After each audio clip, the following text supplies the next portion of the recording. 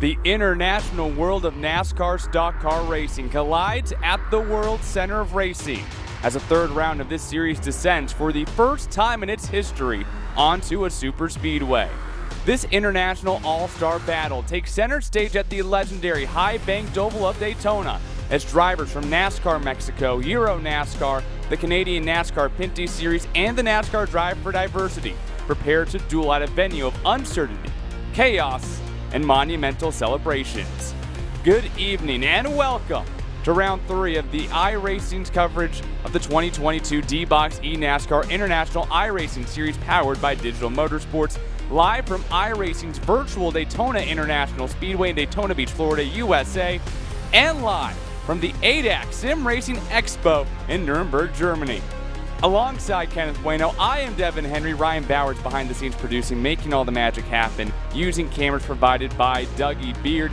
It is morning in America, so good morning, but it's also the afternoon to all of our friends in Germany, for everybody at the ADAC Sim Racing Expo. Make a little bit of noise. So glad to be with you here as we get ready for the first ever super speedway race for the eNASCAR International iRacing Series. And Kenneth, like I said, this is a track of uncertainty, of chaos. And when we talked to the drivers in our last race, some of them a little bit uncertain as our foreigners come into Florida and try to take on a track that most of them have never seen in the real world.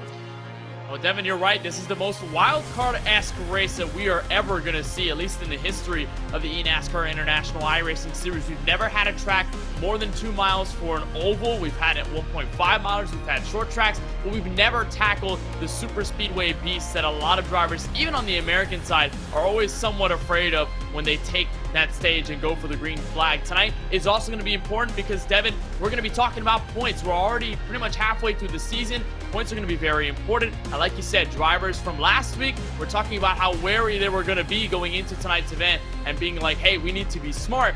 This race at Daytona specifically is going to test those drivers' skills of patience, discipline, and how much they're willing to risk if it means a couple of extra points for that championship. Victor Morales right now from NASCAR Mexico leads the way, but Train Lapsevich not far behind after his victory last week at Canadian Tire Motorsports Park. And this is the halfway point of our schedule here at Daytona, and it does not get easier from here. We're going to visit our friends in virtual Germany 1 week from now, 30 laps at Circuit Zolder on December 13th, so be here for that as well. And we close out the season at the granddaddy, basically, of all the oval tracks, the Lady in Black, Darlington, another track that a lot of these drivers have never seen before in the real world. We have such a unique character of racetracks on the schedule this year, Kenneth.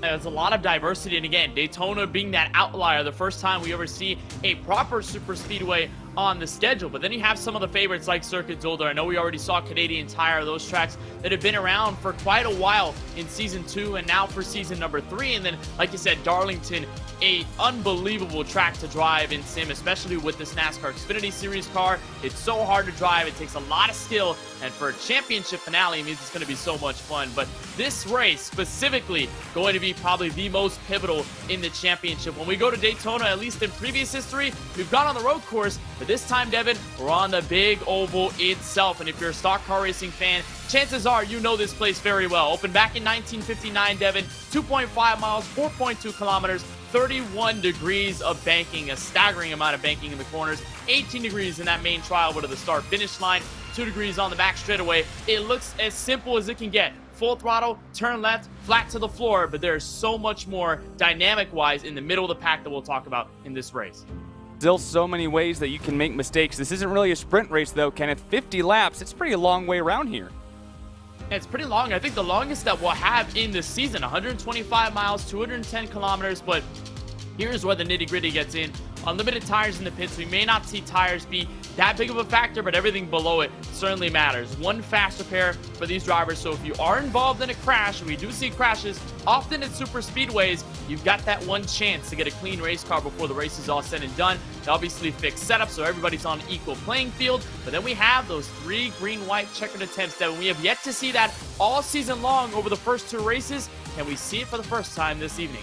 Oh, don't jinx us, Kenneth. We don't need that here at Daytona. It always goes wild when we do that at Daytona. And of course, what all of you viewers are certainly looking forward to is our giveaway, of course, featured by D-Box. and Digital Motorsports. This is a sim racing giveaway that we have included with this: a play seat rig, racing seat and brackets, Fanatic direct drive base, a Fanatic NASCAR wheel, V3 pedals, a shifter, floor stand mount, and a 49-inch Samsung curved television. And of course, this is the D-Box haptic system, the best motion system on the market. No hydraulics. This is electric motors. It is one of the best on the market, and you can win this entire rig by entering at dbox.com/eNASCAR/contest anytime between now and December 21st. All you have to do is go to the website and pick who you will think will win this 2022 eNASCAR International iRacing Series Championship, and sign up for the D-Box newsletter for your chance to win this Digital Motorsports NASCAR simulator outfitted with D-Box haptic technology. I know that's what most of our viewers are looking forward to week after week here in this international series. And of course, one extra aspect that we have right now in the world of iRacing, if you want to jump on track and try your hand at Daytona, maybe a track that you've never seen in real life before, right now is the time to do it. If you are a new member, 50% off your membership of either a 1-year or 2-year subscription. That is one of the biggest, if not the biggest, sale on the market for iRacing year-round. Or for all of you already inside of iRacing, have already bought content, it's also 25% off renewals and the reactivations. And like I keep saying, I do not reactivate and renew my iRacing accounts until we get to this sale. This is the big sale of the year. Be sure to take advantage of it at iRacing.com. Well, all of our drivers are prepared to take on what is one of the most ridiculous, insane, and wild racetracks in the world. Our pole sitter tonight, coming from Euro NASCAR in the Whelen Series, Miguel Gomez, with a time of 50.652. He only takes the pole by 7 one-thousandths of a second against Traden Lapcevich, the NASCAR Pinty Series driver out of Canada. But the Grimsby, Ontario native is actually in Germany right now, racing with a live audience. Excited to see what he's going to be able to do. And how about a newcomer, the 22-year-old from La Miranda, California, Ryan Vargas, will start off in P3 tonight. Alongside him will be our other Canadian, JP Bergeron, in P4. Gil Listener joining us this weekend. He will round out your top 5. He will be alongside the number 148 machine of Borden Barnes, the 49-year-old from the UK. Giorgio Maggi will make up the 7th position here, hailing from Switzerland in Euro NASCAR. Justin Campbell, one of our Drive for Diversity drivers, will take up P8, the driver from Griffin, Georgia, at just 16 years old. And rounding out the top 10, Louis Del Castro will start in the 9th position from Euro NASCAR alongside one of his Euro NASCAR friends, Ulisses Delso. Paul Giffron, the 33, the French driver who was on podium last week at the Canadian Tire Motorsports Park, going to look for a second straight, maybe even a win as he starts inside of row number 6. Alberto Nasca out of the NASCAR Whelen Euro Series will be to his outside in P12. Victor Barrales did not qualify, the first driver out of the batch to not qualify in this session. He's got a little bit of work to do from 13th, and Ruben Garcia, both of these drivers out of the NASCAR Mexico Series, going to be outside in P14. Jaden Reyna out of the Drive for Diversity camp, going to be inside of row number 8 in P15. Jake Cosio in the 51, going to be on the outside in P16. And then goes the final 2 drivers in this field, Giancarlo Vecchi in the 75 and Andres Perez de Lara, lining up the rear of the field, 18 cars total. Daytona is home of monumental events, the Daytona 500, the Rolex 24, Daytona Supercross, the list goes on and on. And for the first time ever, we're not on the road course. We hit the high banks of Daytona International Speedway for the D-Box eNASCAR International iRacing Series powered by Digital Motorsports. A privilege to have you along for the ride, whether you're watching online or live in Germany from the ADAC Sim Racing Expo in Nuremberg. But for now, it's time to watch on who will take home the checkers in Daytona. We are underway in Florida.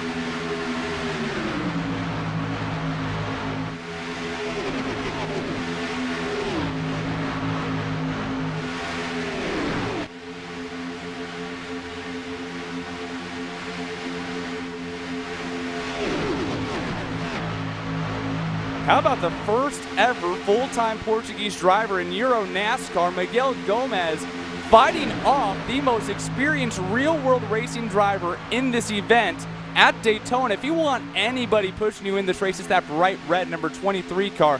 5 starts in the NASCAR Xfinity Series for the 22-year-old Ryan Vargas leading that outside lane. And so far, Gomez has been able to outlast him on that inside groove. And that's helped because of the numbers on the inside. The 46 didn't have as much help in that opening lap, but then got it by Gil Linster in the 56. And then came, it looked like the number 8 machine of Giorgio Maggi, all of them now starting to help. It looks like a couple of the drivers have gone up to the top, so roughly 6 or 7 cars lining up that top groove, and Ryan Vargas looks to lead them to the stripe. Trey Lapsevich right behind him. We talked about Lapsevich, Devin, as a pure double threat, most likely in this series, being able to get a win at both the oval and the road course, and right now pushing the 23 to the front, but they are absolutely gridlocked coming out of turn 2. The victor last race at Canadian Tire Motorsports Park on board right now, and live in Germany, Trey Lapsevich. Keep an eye on that black and white number 20. He is racing inside Germany right now at the ADAC Sim Racing Expo in Nuremberg. So he has himself an audience here in Germany. I don't know if he can hear you guys while he has his headset on, but be sure to make some noise whenever he's racing up front, because the Canadian making the travels to Germany, he is our only live racer here in this 18-car field, and he is fighting for what would be his 3rd career International Series win here on iRacing. And on top of that, he became the first ever winner in this series to go to victory lane, not just on the oval last season at Phoenix, but now also on the road course at his home track of Canadian Tire Motorsports Park in this series. And now I also wonder, Devin, as well, with him being the only driver in a live event setting, racing in a rig in this event, I wonder if that changes the approach for the 20 machine. Of course, he's got a win at Canadian Tire Motorsports Park, like you said, from 1 week ago. He's got a good shot at what could be the championship later on in the season as you ride on board with Giorgio Maggi, the number 8 machine out of the NASCAR Whelen Euro Series. But I wonder if it changes anything for Lapsevich, whether the feel is different, the rig obviously feeling different. It's a motion rig, something that he's probably not completely used to when he races from home. So we'll see if Lapsevich changes any approach. For right now, though, he has absolutely nowhere to go, because, Devin, they are still even for the lead, and even for 2nd, 3rd, 4th, you name it, a bunch of positions still up for grabs. But that's the nature of racing here at Daytona. Everyone in the draft, as soon as you get cooped together, it is so hard to make passes when you've got everybody even on the inside and the outside. And you talk to the drivers in the real world when they're racing at Daytona, and even they talk about whether they're more experienced than others or whether they're newbies to this type of racing. The fact that you have to learn quick, and I'm sure Lapsevich riding behind Ryan Vargas, the 5-time starter in the NASCAR Xfinity Series at Daytona, you are learning a lot trying to follow that bright red number 23 machine. Meanwhile, the rest of these guys, they haven't ever ran at Daytona inside of the real world. And how about the driver right now, 2nd row on the inside lane, Gil Linster, the 29-year-old from Luxembourg. This is actually the driver closest to Germany, if you will. This is a small rural country surrounded by Belgium, France, and Germany, and he will have what is going to be the closest to a home race that anyone else is going to have, as we see him live inside of his cockpit at home when we go to Circuit Zolder in just a couple weeks' time. And right now, he's putting a lot of hay on the rear bumper of that 46 car, doing a good job as a pusher.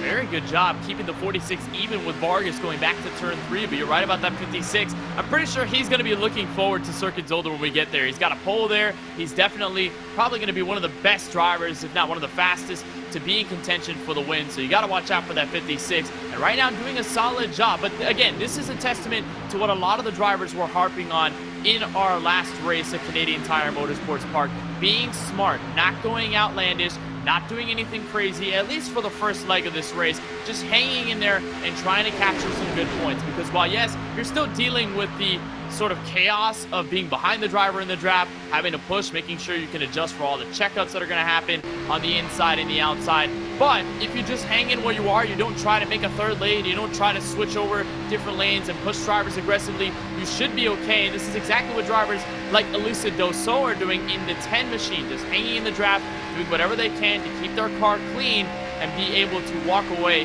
with some decent points at, again, a venue, Devin, that not many of these drivers have experience in real life, let alone in sim. And the most important part of this kind of racing is not getting out of that draft. When you only have 18 cars in this event, the last thing that you want to do is have to lose that draft and you end up losing the rest of the field.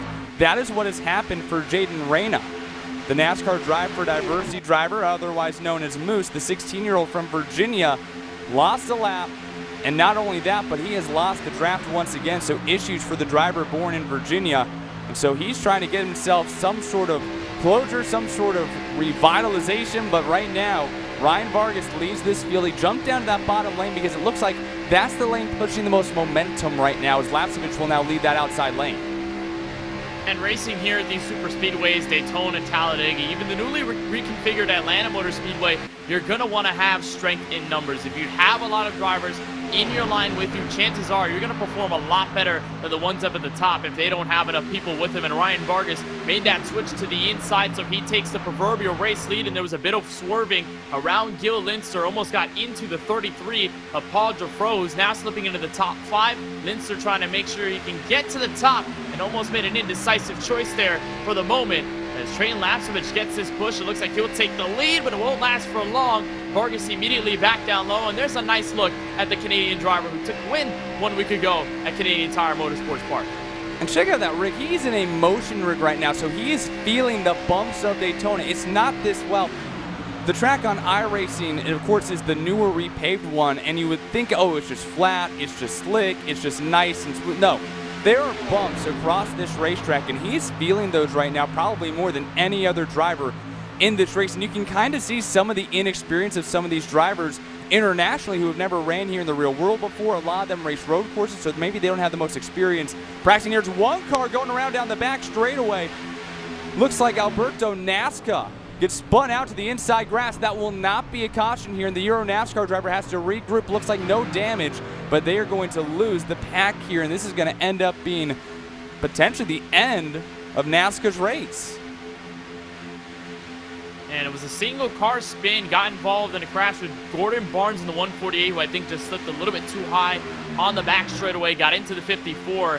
And the Italian driver from Turin around and possibly, like you said, out of this race. And I was about to mention it with Jaden Reyna, who's 1 lap down, and it may be the same for the 54 of NASCAR's run on board with the 7 of Jean-Philippe Bergeron, the other Canadian in this field from Daytona. Going a lap down at the ovals, in most cases, it's usually not that terrible. You go to 1 lap down at a track like, let's say, it's actually Bergeron going sideways, and he'll go around, 1 car up in the air, and the caution is out for the first time, and more drivers involved in it as well. The 51 of Jake Cosio, the 1 machine of Andres Perez de Lara, the 7 machine, and you see everyone getting involved, and that's Victor Barrales as well, getting a huge amount of damage, your points leader. Boy, you could see the hands going to work with JP Bergeron. Got a bad push from Paul Giuffreau in that 33 car, and he oh so nearly saved that. And it turns into one of the big ones here tonight, coming on lap number 10. It includes your NASCAR Mexico Series points leader as well, Ruben Garcia. He gets caught up in that in the blue 88 machine. But yeah, the important part here, Kent, is going to be that number 39 car, your points leader, Victor Barrales Jr., caught up in this. On board here with Ruben Garcia Jr. as he almost rolls it over in the grass. Well, did not want to be a part of the barrel roll. You see the 39 getting the damage. Jean-Philippe Bergeron sliding back down the track. There's Andres Perez de Lara, that bright blue Ford Mustang that's trying to get back up to speed. And again, that's a thing that we talk about at these super speedways. And when you don't have that much experience, it could happen to you. Giuffreau just had a huge run on Bergeron and could not ignore it. Got into the rear end, but just had it at the wrong angle. Just a little too close to that right side and got Bergeron out of shape. Then got him into contact with a 21 at Campbell, and then all of a sudden he tried to save it. And good on him for trying, because he almost about got it.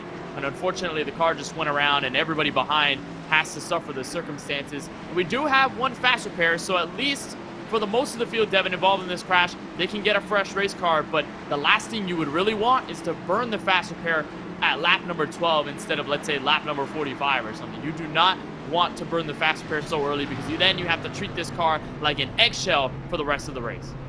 Drivers on pit road, they do need some gasoline here, because 50 laps is a long way around Daytona.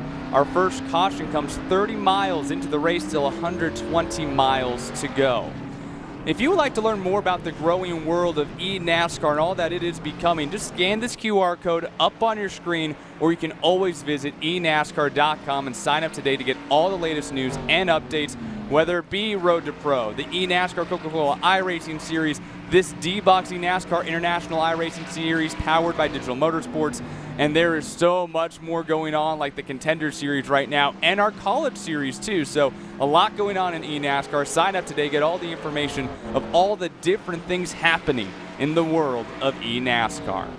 And Kenneth, this brings us to our first caution, our first stop, and the first time that most of these drivers can finally take a breath, reset, take what you learned in the opening stint of this race and try to apply that to the rest of the event.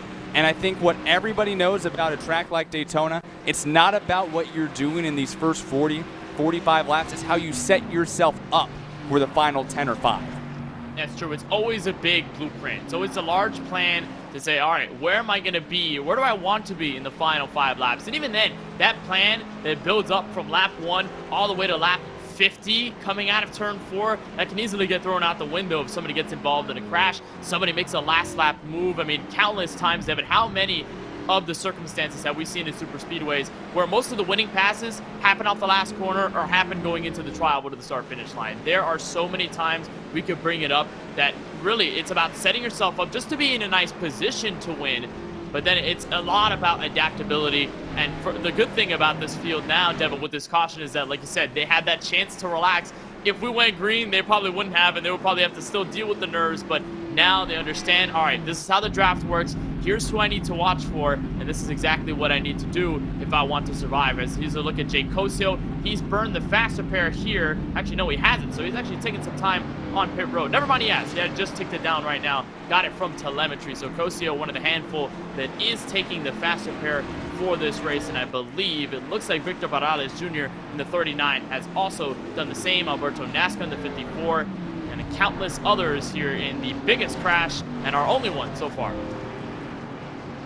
7 faster pairs used in that first incident. They only get 1 reset here, only 1 extra chance, so only 11 cars with a faster pair remaining, and that was a very troublesome wreck for the drivers out of the NASCAR Mexico Series. Obviously, Barales Jr. was in that.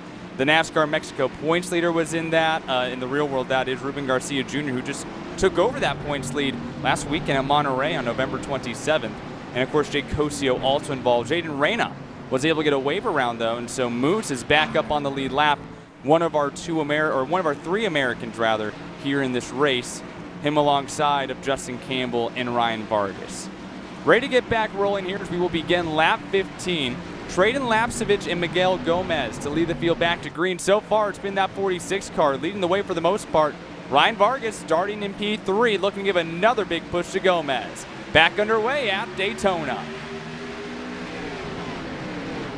There's a large amount of space on that first and second row outside. You saw Ryan Vargas immediately coop to the rear end of the 46. It's taking a little bit of time to turn 1 for Jojo Maggi to make a push here on Lapcevich, so that could falter, at least for that outside lane. They're going to pick up Gil Lynn, so they're going to pick up other drivers, but that inside with the power out of turn 2 and give first to Miguel Gomez and maybe even the lead now switching hands. Vargas looking for the top, and he'll check everybody up on the top side going to turn 3. Almost another issue for JP Bergeron. He almost got door slammed going down the back straightaway, so a little bit more chaos going on in the middle of this pack, and that has completely shuffled everyone as they get all out of sorts. Lions now trying to reattach. On board with Bergeron, we saw that phenomenal fighting with the wheel earlier when he was trying to keep that car straight, and that looked absolutely miraculous. It looks like another caution out, and it looks like Alberto Nasca involved again. This one coming towards the rear of the pack as Nasca was floating up and made contact with the 56 machine. It looks like Jake Cosio, the 3rd car, involved in it as well. I don't think Cosio got that much damage, but remember, he ticked off the faster pair in that last caution. We'll see exactly what happened. It looked like, I think NASCAR Devin just slid up a little too high at a turn 4, maybe tried to get to the outside and work with the draft there, but didn't really understand. It looks like he wasn't fully clear when he was going up. And then Linster, obviously nothing that the 56 could do, and Cosio on the back end of that had no time to react as soon as they got together and slammed the outside wall. Here's a better look at it. There's NASCAR there right into the 56 of Linster. He goes around for a spin and gets another hit to the outside wall. There's a look at a couple of others getting around. It looks like Gordon Barnes, one of the ones to survive and get through the wreckage. Only 3 cars involved in this one, but not much you can do in this situation. Here's a look on board from Cosio.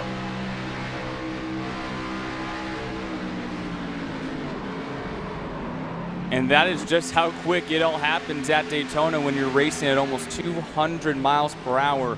And I really think it's understated, more than likely not really well known by people who don't really know a lot about super speedway racing, just how difficult this kind of racing is. Yeah, smash the gas pedal, have it down all the way, push the guy in front of you, but it's also the bumps. It's the fact that you're trying to stay in that straight line. If you start faltering out of your line and pushing out in the middle of the corners, you're going to hit someone else and you're going to cause a massive wreck. So there is a lot of different intricate parts of super speedway racing.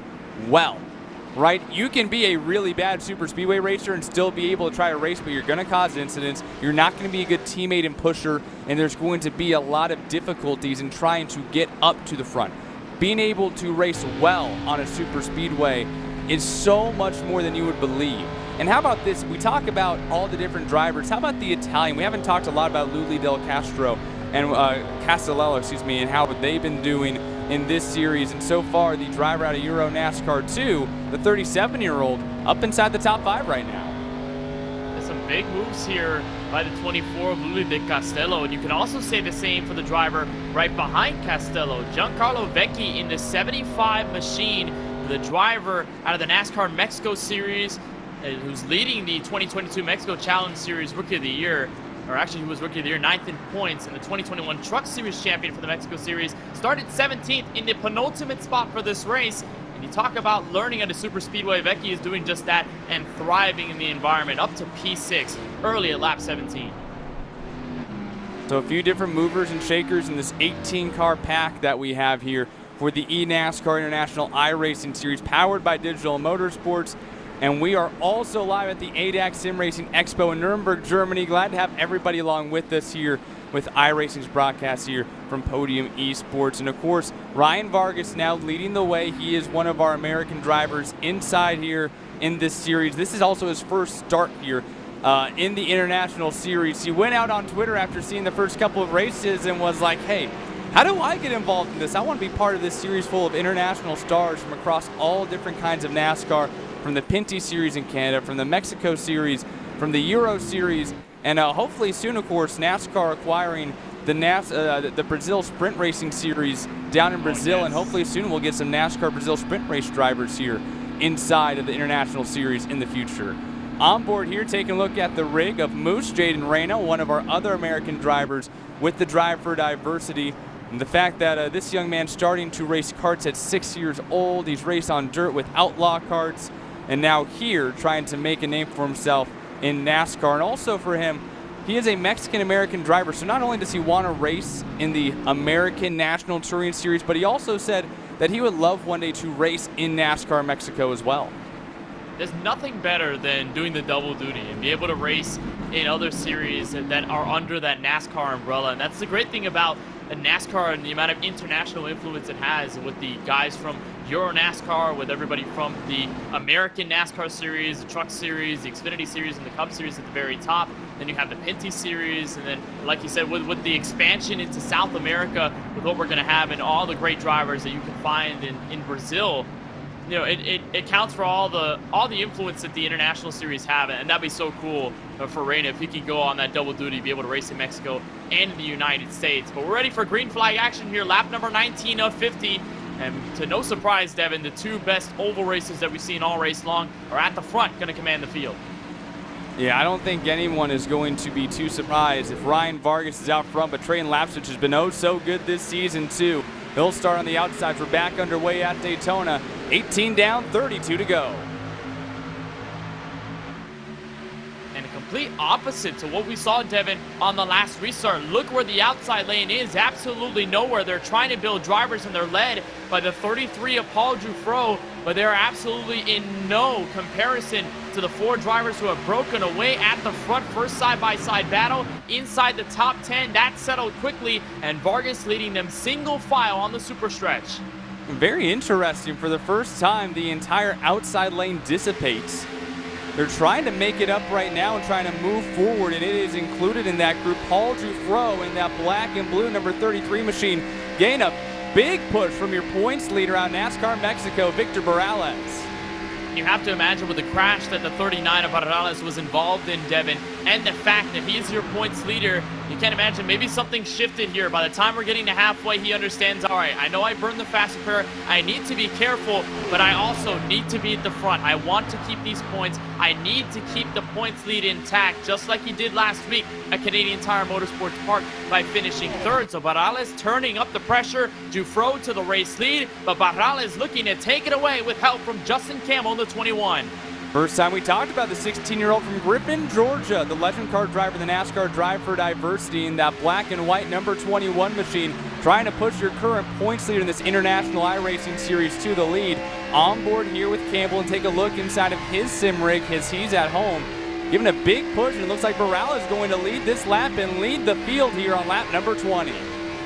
And you see the huge run that the guys on the outside got going into the trial. Well, that's because Dufresne slid up high. Vargas didn't really know where to go. He wanted to stay behind that 33. And so in result, all of them checked up. But for right now, it looks like Victor Morales, the San Luis Potosi native out of Mexico, is going to be holding on to the lead, at least for the moment.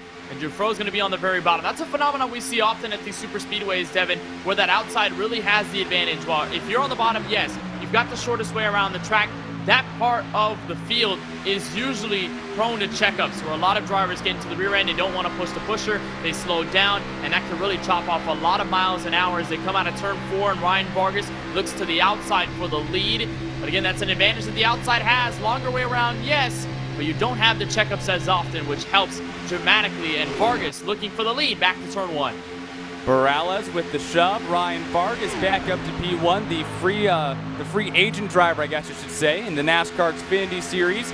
5 starts here at Daytona, including his NASCAR career best, coming this past August, finished 6th place in what was a wacky race here at Daytona International Speedway for the NASCAR Xfinity Series. And you see everybody playing bumper tag right now down that super stretch. Dufresne still trying to hold strong in that inside lane. Now getting his pushes from Lapsevich, who's racing live right now in Nuremberg.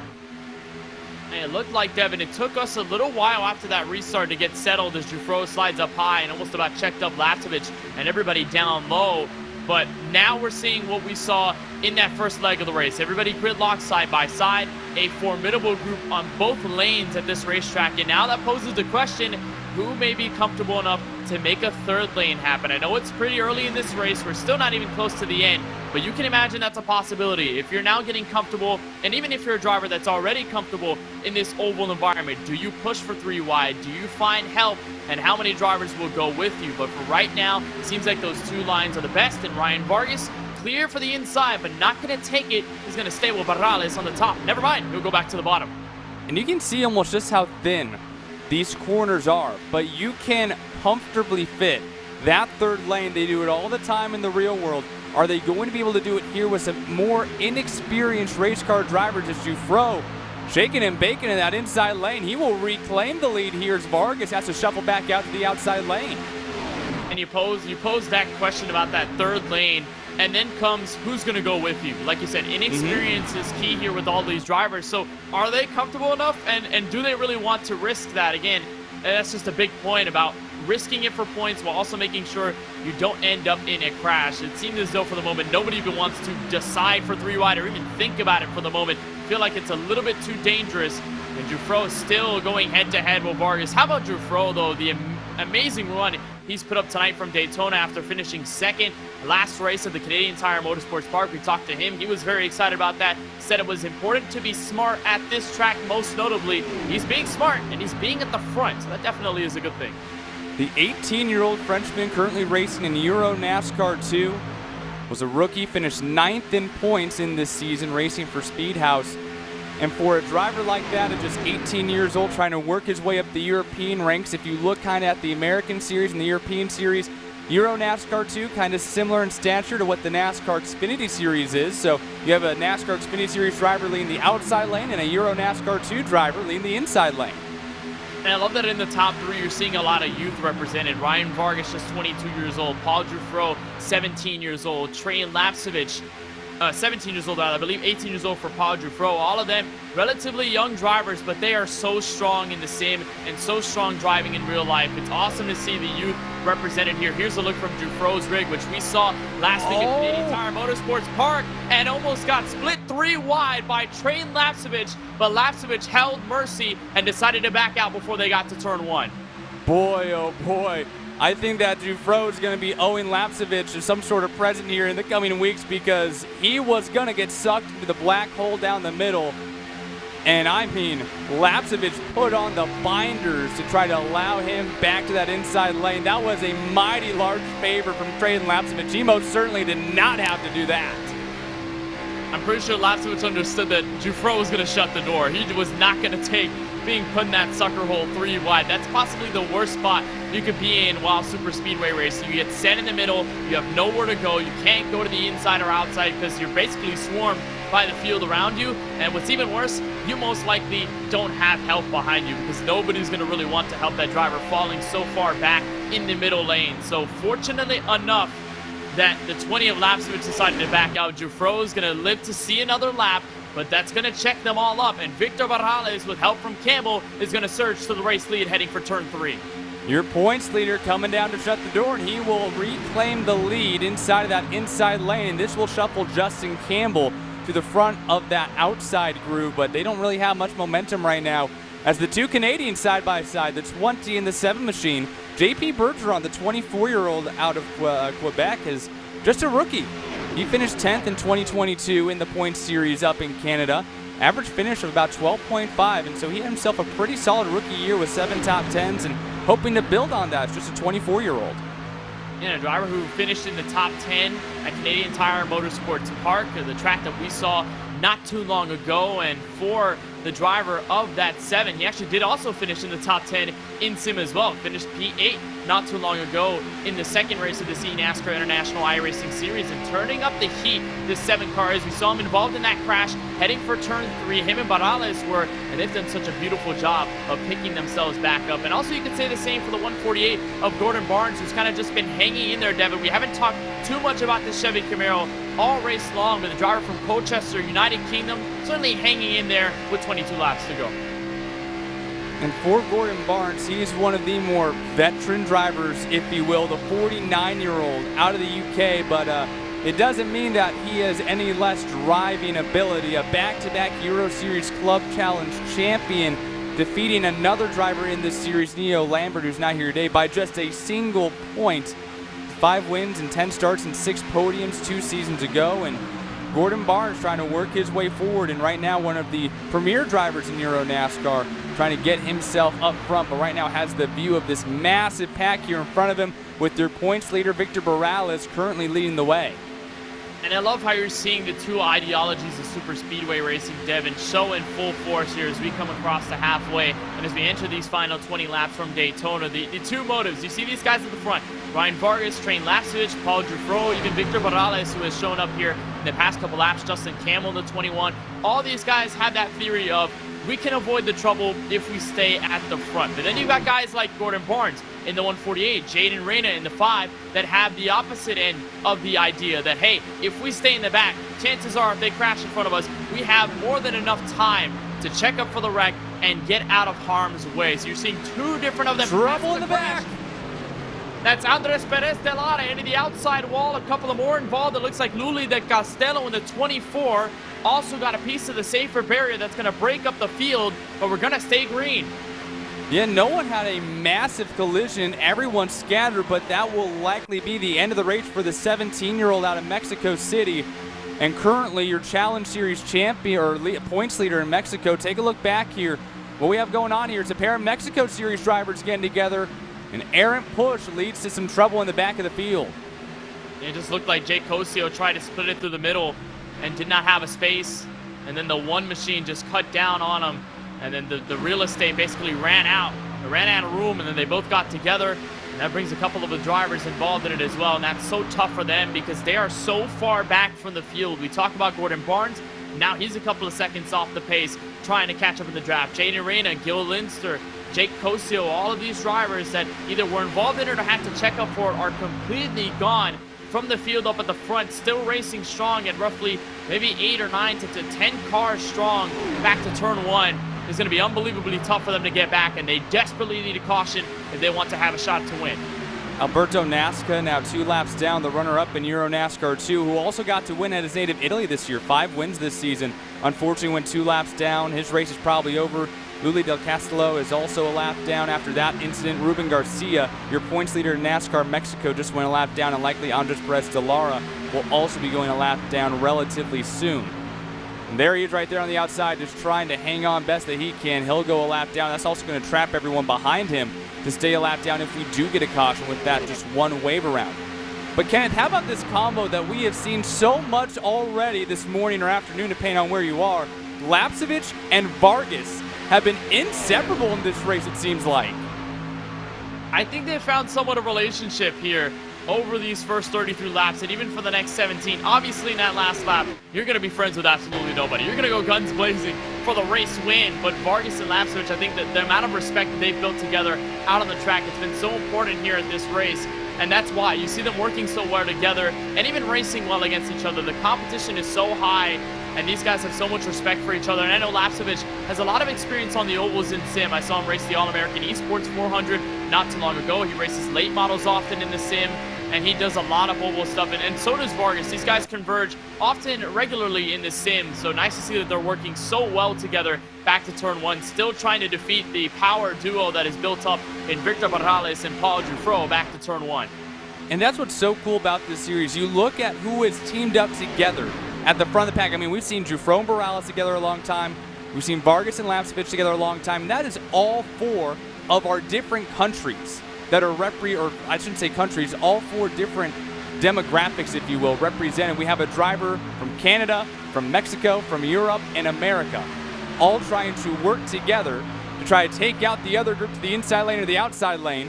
And they built a relationship here on track drafting. That's part of super speedway racing, is building a relationship and a rapport with those other cars around you. And it's so interesting seeing that from all the different walks of life that we have in the series, how they team up when you need the most, just 16 laps to go at Daytona.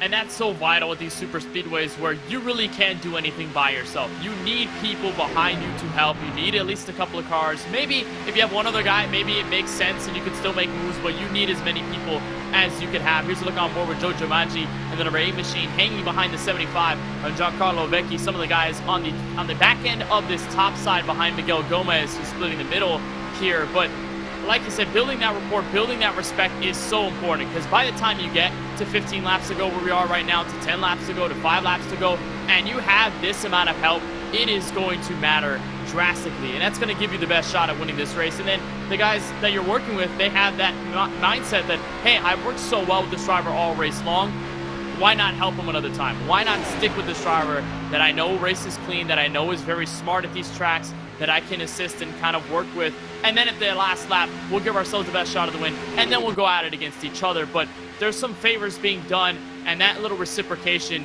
just means so much of these tracks, where having somebody behind you is way better than having nobody at all. Saw some issues there in that inside lane. Justin Campbell caught the apron. You see where the track and that yellow line is, where the banking then just turns to 0 from 31 degrees to 0 degrees. He clipped that banking just barely and almost lost the draft, along with the driver who was behind him in that. So it's an 8-car pack as those two begin to shuffle their way back forward. As we continue to see your points leader, Victor Morales, with no fast repair remaining, leading the way. We talked about some of his accomplishments, but we know that he knows how to get the job done in iRacing. He was the champion back in 2020 during the COVID pandemic. He was the champion when NASCAR Mexico made a sim racing league here in iRacing. He took home that title. He's part of the NASCAR Mexico Challenge Series. He finished 8th place in points, including a victory this season in that Challenge Series, kind of comparable to the NASCAR Xfinity Series.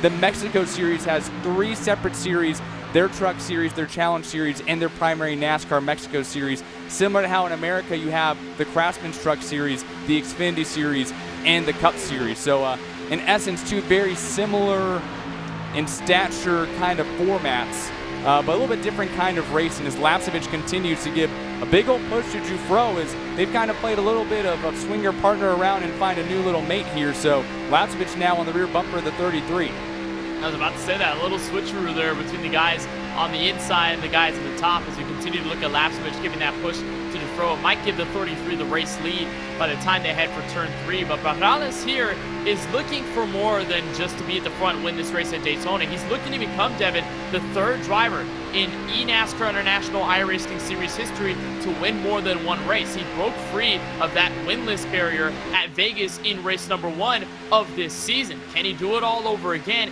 and join the likes of Trey and Lapsevich to win 2 races in their eNASCAR International iRacing Series career? And can he build that momentum for a possible championship this season, or maybe even more wins that could maybe get tied with or even surpass Alon Day, as Giorgio Maggi got all out of shape, I think, by himself, and is going to fall out of the top 10. And luckily he's able to keep that Ford Mustang pointed straight, but I'm not sure whether he had some help. I think there was just a checkup on the outside and then got tagged by Justin Campbell, went sideways, but will stay green with 12 laps to go.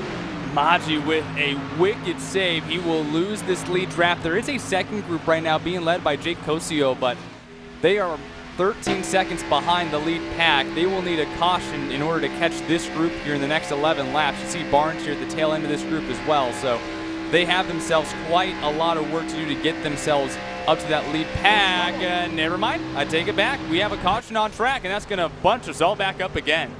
And that's Miguel Gomez in the 46, who started on pole from Daytona, and it's the first time that he's seen in trouble.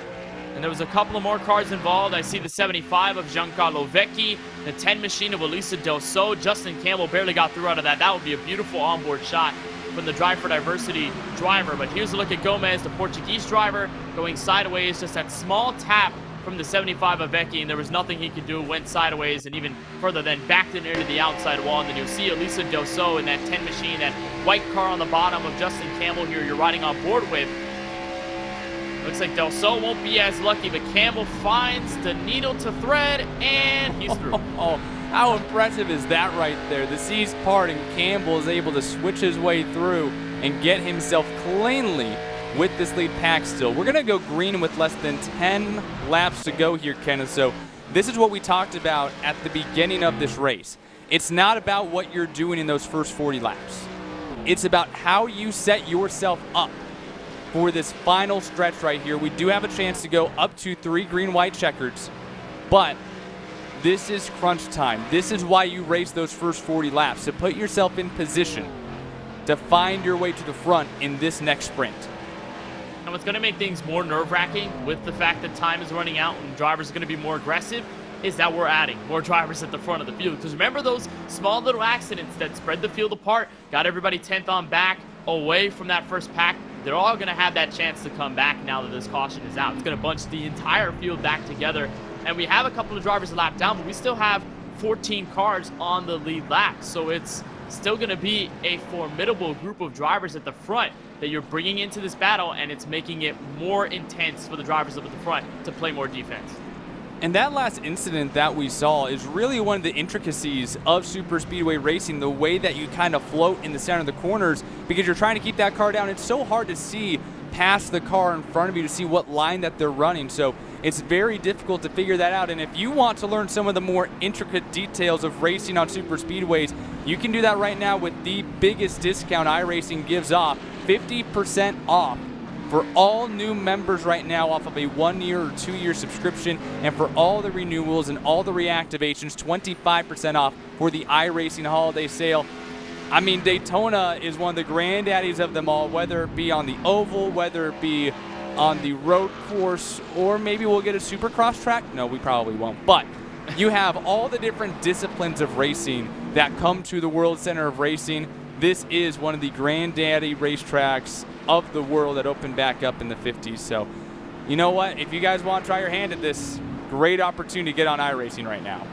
Hey, and look at all the content that's coming out in the future. I mean, did they announce the Toyota GR86? You know how awesome that car is to have it in the sim. I think Wild West is going to become free content as well in the base subscription. So there's so much excitement, and as the new season rolls around, it's going to be in a couple days on Tuesday. We have the new season build, so we're going to have new content, new features, and so you're right, Devin. If you're somebody that's interested in iRacing but hasn't really pulled the trigger on getting a subscription yet, this time the holiday sale is the best time to do it. And you get your subscription every year at this time of year. I started hopping on that trend last year too. I realized how good of a deal it was, so I was like, I need to click on this right now. I cannot lose out on the opportunity. So this holiday sale, awesome for iRacing, all the drivers who are currently in sim and all the people who are looking at it but just haven't done anything to fully decide, yeah, I think this is the best time.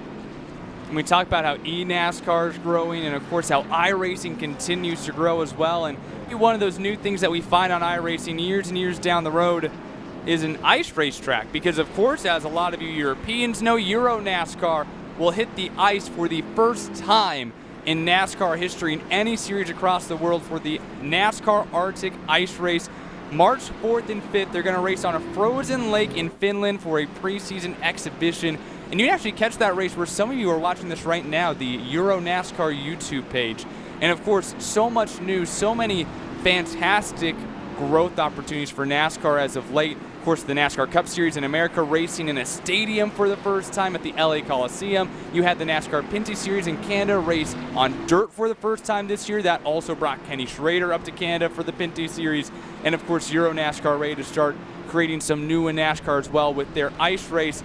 And of course, the new NASCAR Brazil Sprint race coming up soon as well, as NASCAR acquired that recently. So a lot of great things happening around the world of NASCAR around the world. And how about a brand new race car on track? Well, in a way, it looks like a modified, but right now, Ulysses Del Sol not having the most fun time as he lost that front clip and has plenty of front end damage. That 10 car is going to parachute to the back quickly with how much aerodynamics are vital here at Daytona. Del Sol is not going to want to be a leader in a group. At least Del Sol could be a pusher, perhaps stay in the draft, but that's really going to hurt that front clip. Maybe he's got a clean radiator, a little more clean air there, but obviously the speed there, aerodynamics, not going to help in the case for Del Sol. And that's a prime example, Devin, of a driver who's used a fast repair tonight, then got into another incident, and they have no other choice but to just deal with that damage and just try to hold on for these next 7 or so laps. But the leaders of this race are the leaders of the D-Boxing NASCAR International iRacing Series Digital Motorsports Championship. Victor Morales, Traden Lapcevich will lead the field back to green. 7 laps to go to decide it at Daytona. And that's a better start for the drivers on the outside. Remember that last time we got the green flag, the top lane was completely dissipated. Now they've got more help, and this is going to be dangerous. Ryan Vargas giving a push to Lapcevich. The leaders make contact in turn 1. Vargas has to really get off the gas, and he's able to keep Lapcevich in front of him. He could have turned that 20 car accidentally and caused a massive melee in turn 2. Morales floated up the track, bangs doors with Lapcevich. Everyone able to keep it together, well, except for Ulysses Del Sol, unfortunately. You see some of the frustration there.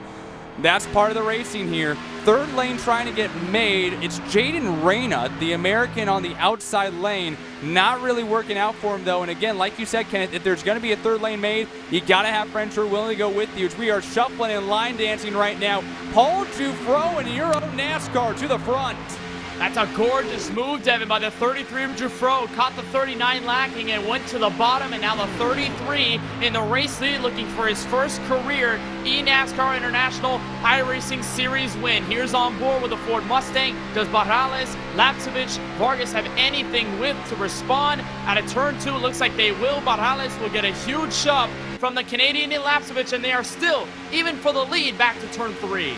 And how about the young American, Justin Campbell, second in line on the inside row in the black and white number 21 machine. We continue to see him battling up front, and he has himself in a position right now to battle for this win. This time by, it will be just 5 laps to go. 12 cars in a pack here for the International Series. Campbell in a great spot to win this race, and guess what? So is Gil Linster in the 56 machine. We saw this driver involved in an accident earlier in this race, and the Luxembourg driver has a possibility to get back in this game. Third on that inside lane. Obviously, nothing really he could do with the space given to him, but Linster in a possibility to win. Vargas tried to thread the needle 3 wide and got the door shut by Lapsevich. Tremendous block by Lapsevich. I don't know how he got down there that quick without getting turned around. And here comes third place in the championship points on the outside lane. Jake Cochio getting a little bit of help. Reina's trying to make that third lane work, and they might get some friends. Here comes Vargas too. Vargas noticed the run, and now he's going to go up, but decided to go back down. Jean-Philippe Bergeron is there, and they're going to check up on that third lane. It's going to limit the space. Vargas, possibly with no help, and that may shuffle him to the very rear of the field. Everybody indecisive on what proper lane they want to choose. But I questioned Devin throughout the race whether that third line was going to be viable, who was willing to take the risk to go up there. It looks like 3, maybe 4 cars strong on the back straightaway. Cochio was indecisive. It cost that outside lane a little bit of time, but gives a massive shove to Vargas. 3 abreast into turn number 3, looking for a win here, and eNASCAR Dufresne floats off the track. It's the big one with 4 laps to go, and that's going to collect a large portion of the field. And that was Vargas. High fly up in the air as Dufresne got into Barrales. He slid up the track. And that is so unfortunate. I think these guys may have still faster pairs left. Barrales doesn't. The 33 of Dufresne, I think Vargas does. And then here's a look at how it all started. Turn 3, and look at that. The 33, Devin, just caught the apron and slid up the banking and gets everyone involved. And that's how quick it happens at Daytona. And absolutely detrimental for your points leader, Victor Morales Jr., who will just try to do whatever he can to salvage some points on board with Jaden Reina. Listen in. Oh. And not a thing you can do. Not a thing you can do. And for Reina there, look at the front end damage. Again, they slowed down so fast. There was nothing Reina could do, even if he was hopping on the brakes. And it's just, we didn't talk about this all race through, Devin. The fact that the apron is so deadly at a super speedway because you're going so fast, it could wobble the car, get it unsettled. And it's what happened to Dufresne, who has been picture perfect all race long, just makes that one mistake. And unfortunately, by the time he makes contact with Barrales, it's just a passenger ride from there on out. And it takes so many competitive racers out of this one, at least in track position. Of course, Vargas and company, I think Dufresne and Vargas both have that fast per lap. Actually, Dufresne doesn't. Vargas does. So that's definitely going to be a game changer. But that is really going to open the door up for Justin Campbell, Train Lapsevich, Gil Linster, all these guys who were able to get away from the wreckage as Barrales blows the engine and has to coast it to the pit lane. Troublesome, and we'll see who comes out of this with any sort of race car left. This is going to shuffle Justin Campbell up to the front of the pack. We will have 3 attempts maximum at a green-white checkered finish here at Daytona. Again, we talked about the chaos, the uncertainty, the inexperience of some of these drivers who race a lot of road racing and have never raced at a site like this, the super speedway of 2.5 miles in length, Daytona International Speedway. So many intricate and fine details to put together a perfect race and find yourself in victory lane, whether it be in the real world or in the sim world. Everything has to go right. So glad to have you here on iRacing's coverage of the D-Box eNASCAR International iRacing Series, powered by Digital Motorsports, live from the virtual Daytona International Speedway, and live with all of our friends in Germany at the ADAC Sim Racing Expo. Glad to have all of you along with us, and of course Traden Lapsevich live racing in front of an audience. Guys, make sure that Traden can hear you guys. He's running P2 right now. The Canadian Pinty Series Rookie of the Year 1 year ago finally broke through and got those victories this season in Canadian NASCAR, and he's been able to get himself quite a bit of a name here, not just in the sim world, but also how he's been racing in the real world up at the Pinty Series. We get ready to restack him here, Kenneth, and the question becomes, who has faster pairs left for 3 green-white checkered finishes? Of our 18 drivers who started the race, only 3 remain with the faster pair. Justin Campbell, Traden Lapsevich, and Jaden Reina. And those 3, Devin, the top 5 when we go back to the green flag. So that tells you just how much they've lasted here at this track.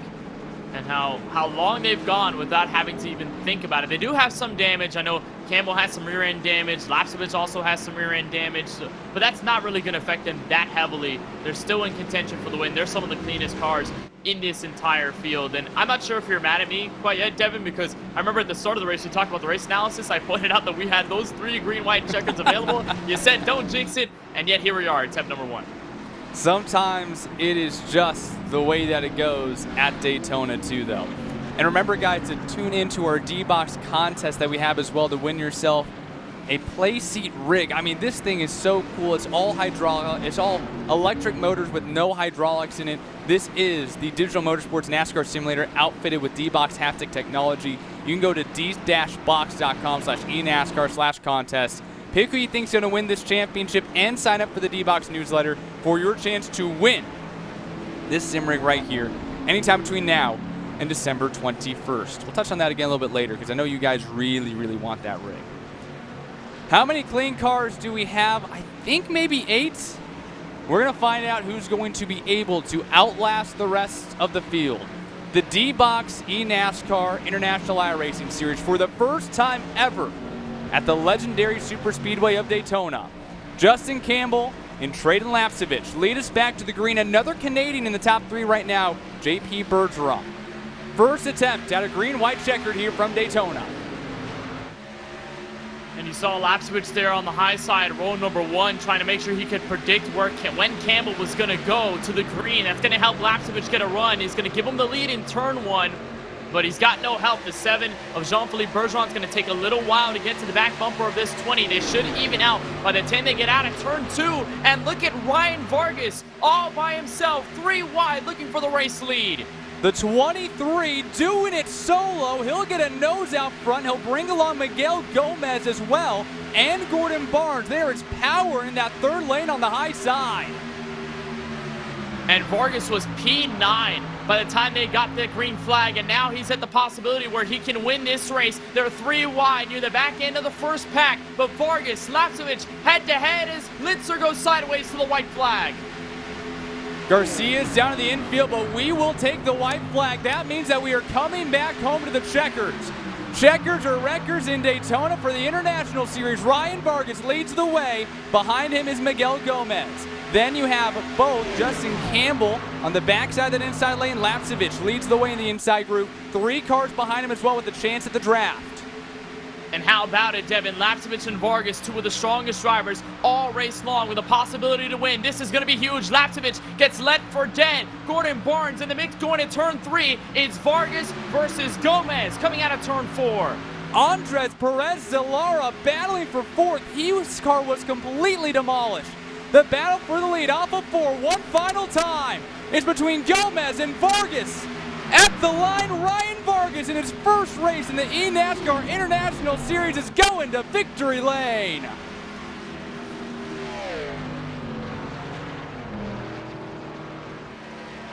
And you see the emotion. He wanted to be in this series so bad. I don't know how many tweets he sent out to try to figure out how to join. And he goes to victory lane in race number 1. He can't believe it either. He's 100% from the field. 1 start, 1 win. And it came down to that move, Kenneth. All by himself to pioneer a 3rd lane, and that move won him the race. Oh, easily the move of the race for sure. All by himself from 9th to 1st in the span of maybe half a lap or so. And I remember, Devin, seeing the tweet yesterday. Vargas finally announced he was going to be a part of this D-Box eNASCAR International iRacing Series, how happy he was to be a part of it.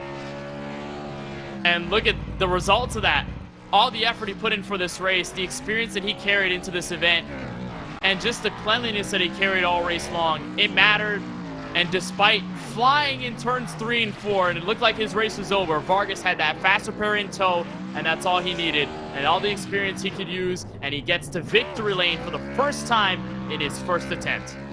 Vargas burns it down, the most experienced driver in the real world at Daytona. 5 starts and a 6th place finish. Kenneth, let's look back here this last lap, because it's not just that move that he made to put himself to the lead. It's also all the intricate moves that we keep talking about to keep himself up front.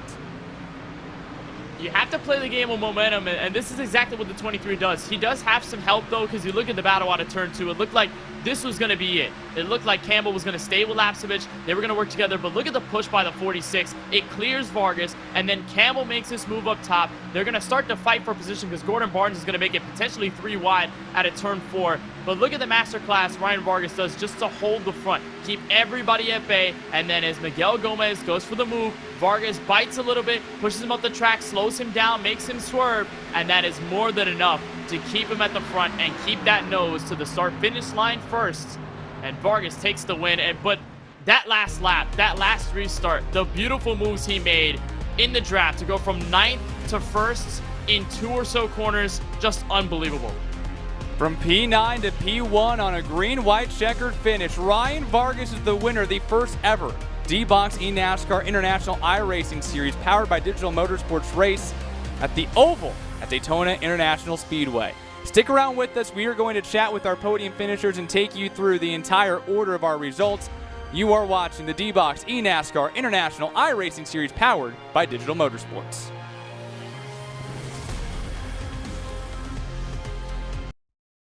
Racing isn't easy, but experiencing it is. iRacing puts you in the driver's seat with the industry's leading sim racing game. Drive on laser scan replicas of the greatest racing circuits from around the world. Go head-to-head against other drivers chosen by skill-based matchmaking to ensure competitive racing at every level.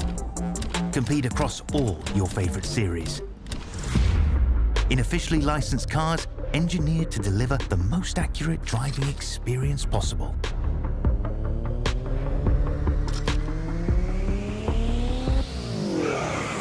Join a race or host your own with players from across the globe. Race against the computer or in a league with friends. Feel the thrill behind the wheel. Visit iRacing.com.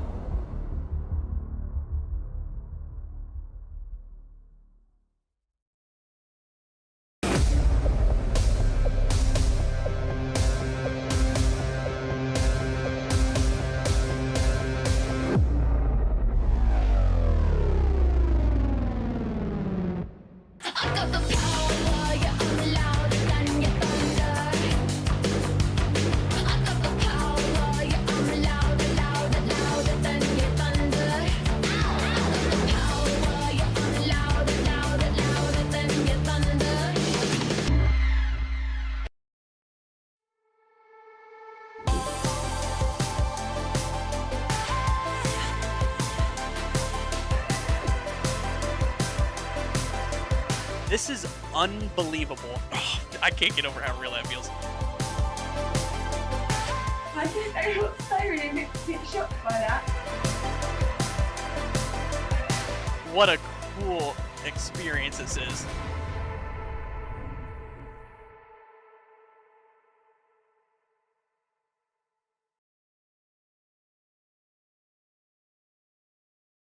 Well, I hope all of our friends at the ADAC Sim Racing Expo in Nuremberg, Germany enjoyed the conclusion to that one, the first ever super speedway in the D-Box eNASCAR International iRacing Series powered by Digital Motorsports schedule.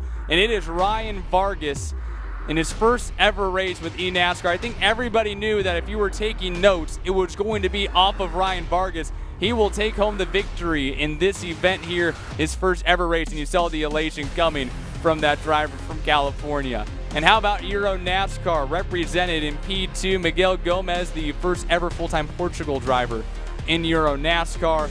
And then Canada's Trayden Lapsevich will claim the points lead with a third place finish, racing live with you guys in Germany. If you haven't done it yet, go ahead, give Trayden a good round of applause there for all of his efforts to bring home a podium finish and now the points lead here in the eNASCAR International Series. Jaden Reyna squeaked through in that final wreck down the front straightaway. He'll grab a fourth place finish.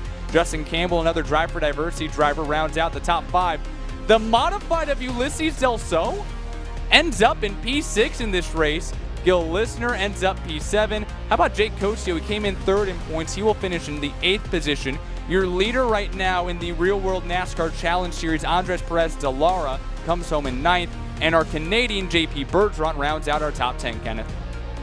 You look at everybody 11th on through 18th, the final drivers in this field. It starts with Frenchman Paul Juffreau in the 33, who put up such a fantastic race. This result not really reflective of the performance he put up at Daytona, because he got up in that crash and had the fast priority burn, so his car damaged to the end. Gordon Barnes had a chance to win all the way at the end as well. In the 148, he ends up P12. He's the last driver on the lead lap. Giorgio Maggi suffered some issues halfway through the race. He finishes 13th. Ruben Garcia Jr. out of the Mexico Series ends up P14. Victor Barrales Jr., who was the points leader going into this race, is going to have, I believe, second in the point standings going into Circuit Zolder as he comes home 15th in a crash near the end of the event. Louis de Castello struggled in the 24 tonight, and the 16th place Castello will finish. Giancarlo Vecchi ends up P17, and Alberto Nasca in the 54, 19 laps down. He will finish 18th and last in tonight's field.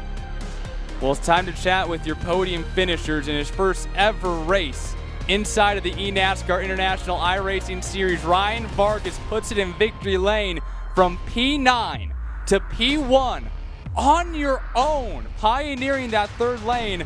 I wasn't sure if it was going to work, but boy howdy, sure did it. What was the plan? Did you think that move was going to work? And then what did it take to keep everyone behind in that final half lap, Ryan? Oh, Ryan can't hear us yet. I had the excitement, though, for him. We'll see if Ryan can hear us here in a moment. But, of course, the elation was there, too, for Ryan. We could definitely see that on his face once he crossed that finish line, as he had that excitement here in his first ever race here in the eNASCAR International Series. Ryan, you got us yet? I don't think so. Well, let's give him some time to work with it. And how about let's bring in Trayden Lapcevich, actually. Your third-place finisher, now your points leader. And live in Germany, Trayden Lapcevich brings home a podium here at Daytona. Trayden, can you hear us? Because I know that you got a lot of French probably over there in Germany right now. Yeah, we can hear you.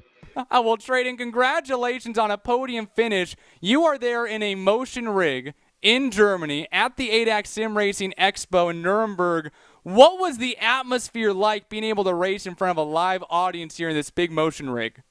Yeah, I mean, this is so cool. First of all, I just got to say a huge thanks to D-Box, NASCAR, everyone at iRacing. You know, you don't get this opportunity every day, so we spent the last couple of days here exploring the ADAC Sim Racing Expo here in Germany, doing some sightseeing, and then today was the big race. A lot of, I don't know if you can see them on the cam, but there was a lot of people watching here live, so really just so cool. Amazing opportunity. They paired me up with this Visaro motion rig, which is something that I've never ever used before. Never tried the motion, but it is just a blast. And you seem to team up really well with Ryan Vargas. It seemed like you two were inseparable for the majority of that race, and I know not many of you guys have even really raced in the sim world at Daytona, much less almost none of you in the real world. What was it like to race at Daytona? What were some of the lessons learned here at this race to bring you home P3? Yeah, I mean, a lot of it was just survival. I was just trying to put myself in a good position there through the middle and earlier parts of the race, not really pushing too hard. And then, fortunately, we got some damage there on that last caution. I was debating pitting because I still had a faster pair left, but decided against it just because I didn't want to risk being behind everybody. Didn't know if I'd make it back up to the front, so just decided to go for it. Overall, it turned out all right. I brought home a top 3 here, so overall, we're pretty happy with it.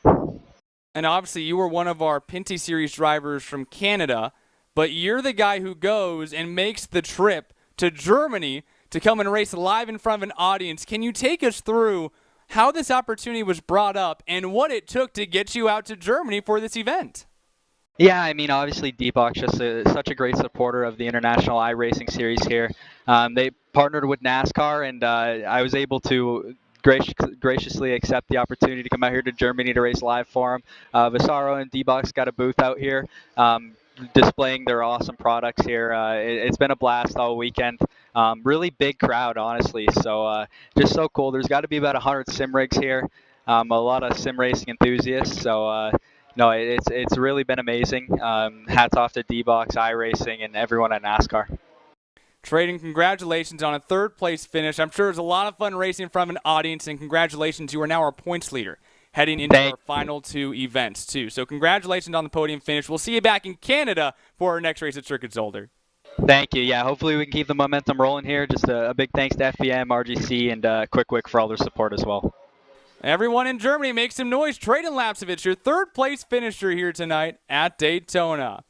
Now it's time to chat with our second place finisher. We'll bring Miguel Gomez up into the booth in a P2 finish in what was a ridiculous race. But Miguel, you spent most of the race up front after starting on pole, had an incident here and there. What did it take to keep this car clean and bring it home in the second position? It was an amazing race. I got the pole position, so my plan was to try to keep it up front as long as I could. I got passed by the high line before one of the yellow flags, so I lost the lead. And then I did a big mistake. I had Giorgio Maggi from eNASCAR. We were working together. We decided to stay on the low line, and we lost a lot of positions. We could be leading the outside, and I was a bit worried that we would not be able to go up front again. But yeah, then the big one in the end changed everything. I know I had to risk everything. So when I saw Ryan do a 3 wide on the outside, I just went straight behind him.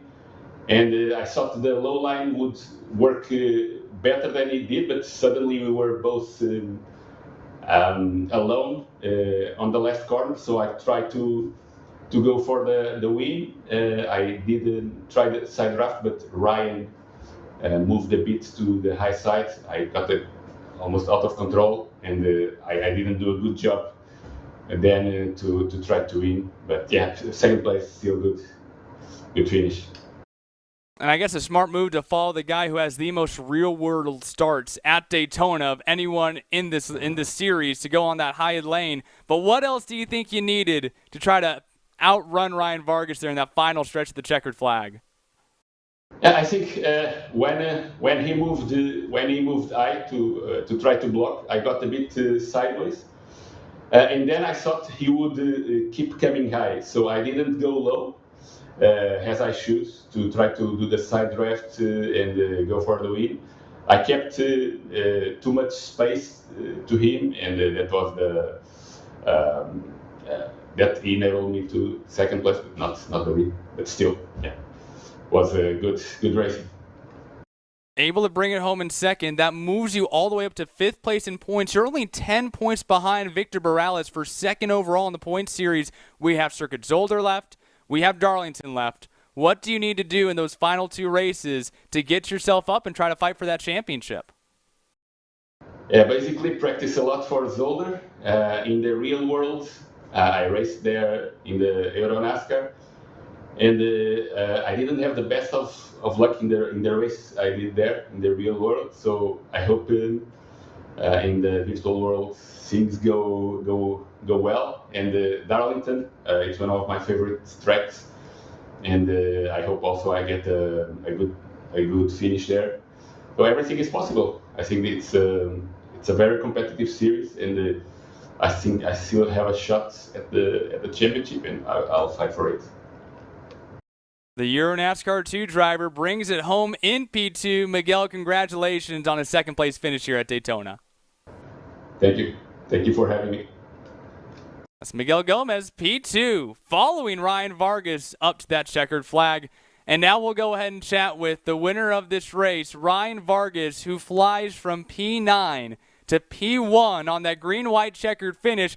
First, Ryan, you did that on your lonesome, so I got to know, did you think that was going to take you all the way to first place? And then, what did it take to keep everybody behind you there in those closing moments? So, first of all, fantastic race all around. Miguel and Trayton were fun to work with all race. So that restart, I don't know what the heck happened there. I just went. I saw about 2 or 3 cars around me that had damage, so I knew I just needed to kind of maneuver my way past them. And then I said, I have a big enough run. Let me jump to the 3rd lane, see how this works. And sure enough, I ended up 3 wide for the lead by the time I exited 2. I don't know if the 2 leaders maybe got stuck together, maybe hit each other or something. I don't know. I haven't seen completely, but the fact I was able to make such a big run, and I hate that it's not visible on the broadcast, but we had critical path security on the car today with the Children's Haven. They're a fantastic nonprofit that raises awareness for underprivileged kids and stuff. So a very fantastic race, very fun. and I hope it was fun for everybody watching, whether they're watching on the stream or watching at the event. And we saw your tweets. We saw you wanted to be part of this series. It's halfway through the year, but nonetheless, you get here and you get to win a race in the series. Why did you want to be a part of this D-Box NASCAR International iRacing Series powered by Digital Motorsports so bad and want to be part of this event? Well, I mean, it's just so neat. I mean, I went through the list on my Discord, during my Twitch chat, and I was watching it, and I was like, man, like, look at these names. Like, there's guys from the Euro Series, the Pinty Series, the Mexico Series. So there's a lot of, like, there's so much, there's so many different drivers in this race from so many different backgrounds and so many different types of racing. That right there was just so that was something that I really wanted to be a part of and to kind of put myself in the mix with those drivers. So it was all fantastic. All these guys did awesome. And to leave here with the win, I didn't expect to have that, but I'm very happy with it. And you were certainly the most experienced in the real world of anyone here, of all these pro NASCAR drivers around the world. What were your takeaways driving with all these different drivers who are so good at so many different disciplines across the entire world of NASCAR? Literally. Well, yeah, I mean, you look at these guys, racing throughout, Europe, Mexico, Canada, all over the world, or even the US. And, the biggest thing is there's no super speedway racing. You know what I mean? So a lot of these guys don't have super speedway experience, and some of them may have never even touched the super speedway on iRacing. So for a lot of them to jump in, and honestly, there was some really, really good pack racing for a majority of the event. I was honestly very pleasantly surprised by how everything looked, but that was one of the most impressive things, is everybody held their own very good. Everybody was very good to work with, and to go out and compete with and, come out on top against these guys in my Critical Path Chevy, that's a big, big deal. Well, Ryan, congratulations. We saw the elation when you crossed that line, and we could really tell that it was a big deal to go out and win this race here in the eNASCAR International iRacing Series. Congratulations. Hope to see you again in our final 2 races and celebrate. You got a long day to celebrate with. Yeah, I'm about to say it's the morning, but yeah, no, massive thank you to Critical Path Security for being on the race car. Like I said, I wish it's a fantastic looking race car. I wish you guys could see it, but we'll be back next week and we'll make it work. Hopefully we can capture up another win. Ryan Vargas brings home the checkered flag here, the first ever International iRacing Series race at a super speedway. We'll take home P1, and we went through all of our finishing order, and like Ryan talked about, like we talked about on the broadcast, Kenneth, the fact that we're able to have so many different walks of life from around the world join us here, and then to have a live event with a Canadian racing in Germany in front of a live audience. I mean, it's just so unique what this series is able to do. I can't hear you, Kenneth. You might have lost your voice through all that. I'm not sure, but that was definitely exciting, so I don't blame you.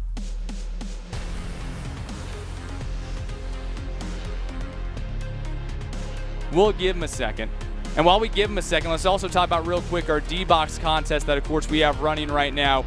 A play seat rig, racing seats and brackets, a Phonetic direct drive base, Phonetic NASCAR wheel, Phonetic V3 pedals, Phonetic shifter, a floor stand mount, and a 49-inch Samsung curved television on that D-Box haptic system, the best motion system on the market, all electric motors. You can sign up right now anytime between today and December 21st at d-box.com/eNASCAR/contest. Pick who you think will win the 2022 eNASCAR International iRacing Series and sign up for the D-Box newsletter for your chance to win this Digital Motorsports NASCAR simulator outfitted with D-Box haptic technology, the best system on the market.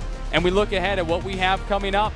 We're going to have Circuit Zolder from Belgium coming at you very, very soon, December 13th. We're back on our normal Tuesday schedule, so join us for that in just over a week's time. 30 laps at the Belgium Road Course, home of the Belgium GP for Euro NASCAR, and we will end the season back here in virtual America at the Lady in Black, Darlington, South Carolina, for what is going to be a spectacular event. But one last look at what we had at Daytona, Kenneth.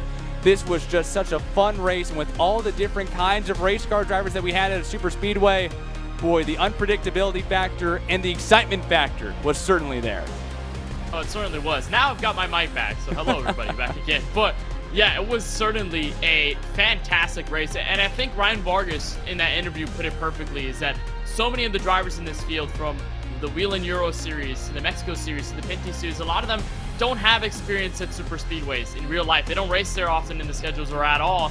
And then in the sim, they don't really race them often. So to have them come out here in this race and to perform as well as they did, we saw some outstanding racing. 3 wide, splitting through the middle. We did see those crashes, but that's typical of the races. We see that all the time. But we saw great pack racing. A lot of these guys are very smart in the draft, very patient with each other. And then that's what brought us a fantastic amount of laps in this race, run under green, and then the great finish that came at the end with Ryan Vargas in absolutely clutch fashion. But this race, again, pivotal in that championship, the 3rd race in the middle of the season.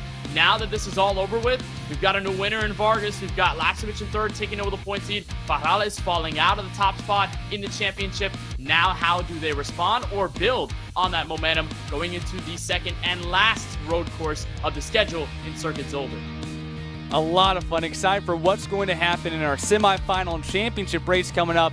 A pleasure to have you with us, whether you're watching from home or watching from the ADAC Sim Racing Expo in Nuremberg, Germany. And remember, take advantage of that iRacing holiday sale, 50% off new memberships, 25% off reactivations and renewals. Congratulations to Ryan Vargas, the winner of the first ever Super Speedway race in the D-Box eNASCAR International iRacing Series powered by Digital Motorsports. For our partners at eNASCAR, for Drew Adamson, Sean Ambrose, Tyler Hudson, Cisco Scaramuza, Travis Solenberg, and Corey Vervich at iRacing. For Gary Sexton and John Theater at Podium Esports, our camera builder Dougie Beard, and our crew on this broadcast, producer Ryan Bauer, and my colleague in the booth, Kenneth Bueno.